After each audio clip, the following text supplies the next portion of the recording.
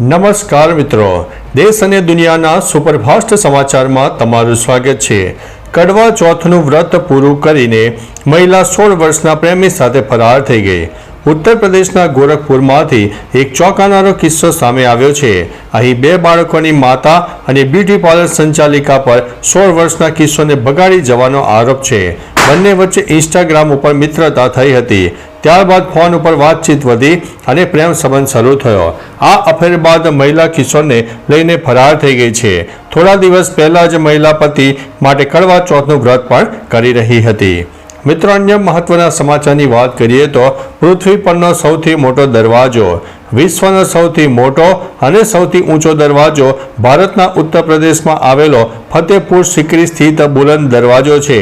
મુગલ સમ્રાટ અકબરે 1601માં ગુજરાત પર વિજય મેળવ્યાની યાદગીરીમાં આ ભવ્ય માળખું બનાવ્યું હતું। આ પ્રવેશદ્વાર જમીનથી લગભગ 54 મીટર એટલે કે 176 ફૂટ ઊંચો છે અને તે લાલ અને આછા બફ સેન્ડસ્ટોનથી ઉપયોગ કરીને બનાવવામાં આવેલો છે। તે યુનેસ્કોની વર્લ્ડ હેરિટેજ સાઇટનો એક ભાગ છે। મિત્રો, અન્ય મહત્વના સમાચારની વાત કરીએ તો ડીજીએમઓનો પાકિસ્તાન પર મોટો ખુલાસો, પરિણામ વિનાશક હોત। ડીજીએમઓ લેફ્ટનન્ટ જનરલ રાજીવ ઘાઈએ ઓપરેશન સિંદૂર પર મોટો ખુલાસો કર્યો છે।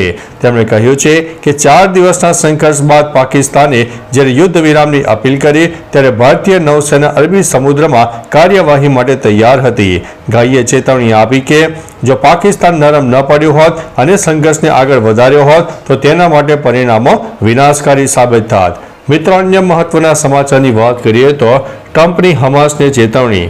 ઇઝરાયલ અને હમાસ શાંતિ સમજૂતી બાદ ડોનાલ્ડ ટ્રમ્પે હમાસને કડક ચેતવણી આપી છે। ટ્રમ્પે કહ્યું છે કે જો હમાસ સ્વેચ્છાએ હથિયાર નહીં છોડે તો તેને બળપૂર્વક નિશસ્ત્ર કરવામાં આવશે। તેમણે ગાઝા પટ્ટીમાં હજુ પણ બંધક બનાવેલા તમામ બંધકોના બોડીને તાત્કાલિક મુક્ત કરવા માટે દબાણ કર્યું છે। આ દરમિયાન હમાસે 4 વધુ મૃત બંધકોના મૃતદેહ ઇઝરાયલને સોંપ્યા છે। ટ્રમ્પે કહ્યું છે કે આ નિશસ્ત્રીકરણ યોગ્ય સમય મર્યાદામાં થવું જોઈએ। મિત્રો, અન્ય મહત્વના સમાચારની વાત કરીએ તો Bigg Boss fame Tanya Mittal વિરુદ્ધ ફરિયાદ દાખલ થઈ છે। બિગ બોસ 19ની સ્પર્ધક તાન્યા મિત્તલ વિરુદ્ધ મુંબઈના ઇન્ફ્લુએન્સર ફૈઝાન અંસારીએ ગ્વાલિયર પોલીસમાં અરજી કરી છે। ફૈઝાને તાન્યા પર પૈસા માટે લોકો સાથે છેતરપિંડી કરવા અને શોમાં તેના અંગત જીવન વિશે ખોટા નિવેદન આપવાનો આરોપ લગાવ્યો છે। તેણે આરોપ મૂક્યો છે કે તાન્યાએ તેના કથિત બોયફ્રેન્ડ બલરાજને ખોટા કેસમાં ફસાવીને જેલમાં મોકલી દીધો છે। તેણે તાન્યાની ધરપકડ કરવાની માંગ કરી છે। મિત્રો, અન્ય મહત્વના સમાચારની વાત કરીએ તો હળદર ઘર્ષણ, 18ના રિમાન્ડ, 47 જેલના હવાલે। બોટાદના હળદર ગામે ખેડૂતો અને પોલીસ વચ્ચે થયેલા ઘર્ષણ અને પથ્થરમારાની ઘટનામાં પોલીસે 85 લોકો સામે ફરિયાદ નોંધાવી છે, જેમાં આપ નેતાઓ રાજુ કરપડા અને પ્રવીણ રામનો પણ સમાવેશ થાય છે।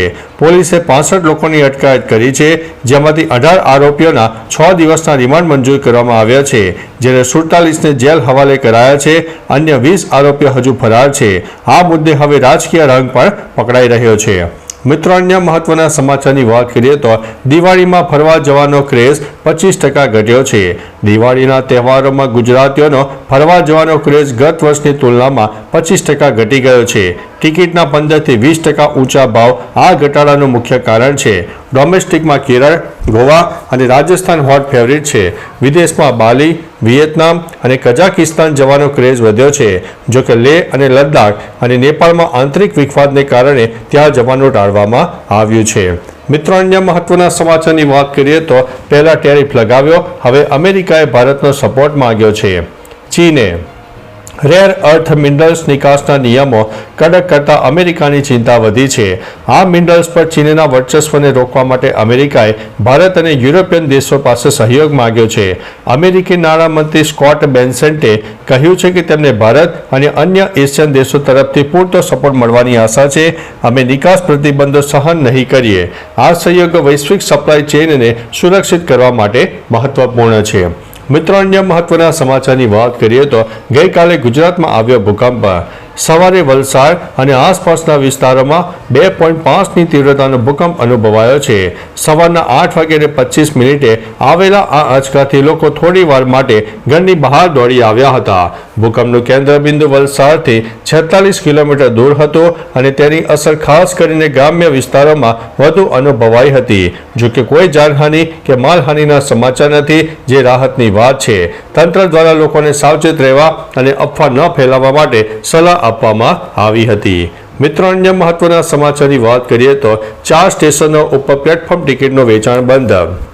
દિવાળી અને છઠ પૂજાના તહેવારોમાં ભારે ભીડને નિયંત્રિત કરવા માટે પશ્ચિમ રેલવેએ ગુજરાત અને મુંબઈના મુખ્ય સ્ટેશનો પર પ્લેટફોર્મ ટિકિટોનું વેચાણ અસ્થાયી રૂપે બંધ કર્યું છે. મુંબઈનું બાંદ્રા ટર્મિનસ અને ગુજરાતના વાપી, ઉધના અને સુરત સ્ટેશનો પર 15થી 31 ઓક્ટોબર સુધી આ પ્રતિબંધ લાગુ રહેશે. મુસાફરોની માંગને પહોંચી વળવા બાંદ્રા ટર્મિનસ અને જયપુર વચ્ચે 2 સ્પેશિયલ ટ્રેન પર દોડાવવામાં આવશે. મિત્રો, અન્ય મહત્વના સમાચારની વાત કરીએ તો કચ્છમાં પુત્રએ જ પિતાની હત્યા કરી. સમાચાર છે કે કચ્છના વિગોડીમાં પિતા માટે કાળ બન્યો દીકરો. પિતાને મોતને ઘાટ ઉતારી દીધા. પિતાની હત્યા કરવામાં આવી. પિતા સૂતા હતા ત્યારે આ હત્યાને અંજામ આપ્યો હતો. પિતાએ કમાવવા બદલ ઠપકો આપતા દીકરાએ આ પોતાનું કારસ્થાન કર્યું હતું, જેમાં નખત્રાણા પોલીસે વધુ તપાસ હાથ ધરી છે. મિત્રો, અન્ય મહત્વના સમાચારની વાત કરીએ તો દિવાળીની પરંપરા, બેસતા વર્ષે કકડાટ કાઢવો. દિવાળી પર કકડાટ કાઢવાની પરંપરા ઘરમાં નકારાત્મક ઉર્જા દૂર કરવાની માન્યતા ધરાવે છે.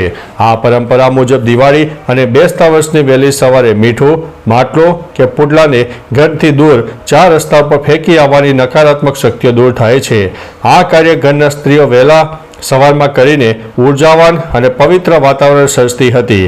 હાલ આ પરંપરા જોવા મળે છે, પરંતુ કેટલાક વિસ્તારોમાં આ પરંપરા જીવંત છે.